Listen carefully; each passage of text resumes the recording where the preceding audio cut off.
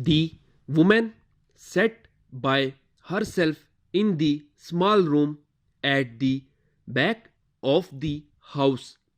She could hear the voices of the people sitting together in the large front room, and at times a few notes from a well known air would reach her from the radio set, which was always kept near the door. Generally, she liked to sit with the others in the evening, hearing them talk about the events of the day and expressing opinions on the news give out by the BBC. The people were employed in such different ways, and they held such widely differing opinions that she, who knew little about the arts in any form, believed that to sit in that room was as good as going to watch a play that night. However, she continued to sit by herself in the small and rather plain back room that had been used as an office for the past 30 years. She looked down at her hands and saw on them signs of years of hard work. Not for her were the white hands of her borders few, it if any of whom had ever done any really hard work in their lives. Her hands were red and covered with little black lines. For as long as she could remember, she had had to work for her living, helping her mother and afterwards working in the boarding house.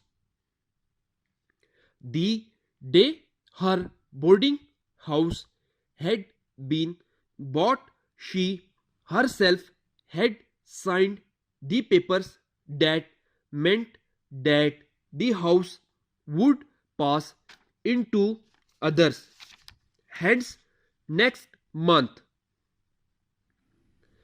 Another woman would own the boarding house and would plan the meals for the boarders and would, or so she hoped, look after their comfort and well-being, nor had she any right to be upset about this, because she herself had she any right to be upset about this, because she her had, nor had she any right to be upset about this, because she herself had put the house up for sale with the announcement, a business for sale in good running order. The owner is willing to consider the sales at a reasonable price of the boarding house known as High View. It faces the sea and has room for 25 boarders. An interesting and profitable business for anyone willing to work. There were, it seemed, many people willing to work, for letter had been received from interested parties all over the country, and she had been successful in selling the boarding house to a young woman who would, she thought, run it on the same lines as she herself had done. Again, she looked down at her red and hard worked hands. For her, the days of hard work were over for the sale, and brought her a good round sum of money on which she could live peacefully for the rest of her days on earth without doing any work at all. A strange end to a strange life.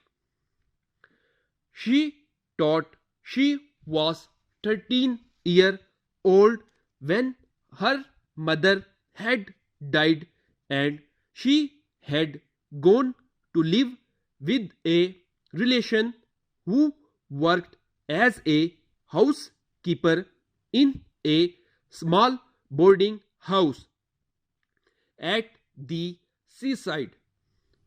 She had become a maid of all work, running about for everyone and getting little for her trouble.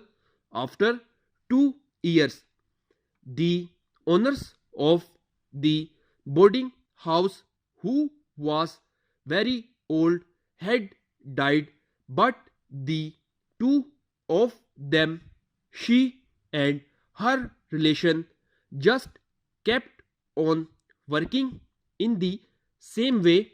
It appeared that no one was particularly interested in the old woman who had died, and they had found it possible to buy the house for such a small sum that with the money paid by the boarders, they were easily able to make the necessary monthly payments.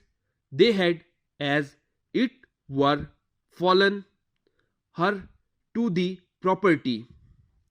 They kept the place very, very clean, and they gave the boarders good food and enough of it, and as the years passed, they were able to buy the house next door and the house next door to that, until in the end High View become quite an important building.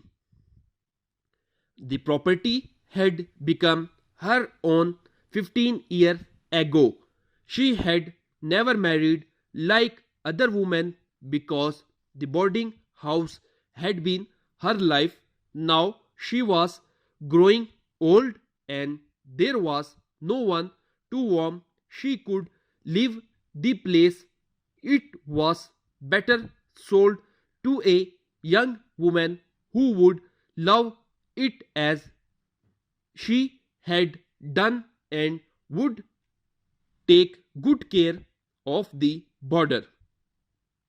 The voice of BBC announcer reached her, and that he said is the end of the news. Updated dictation के लिए मेरे channel को subscribe करें, like करें और मज़ीद आगे share करें।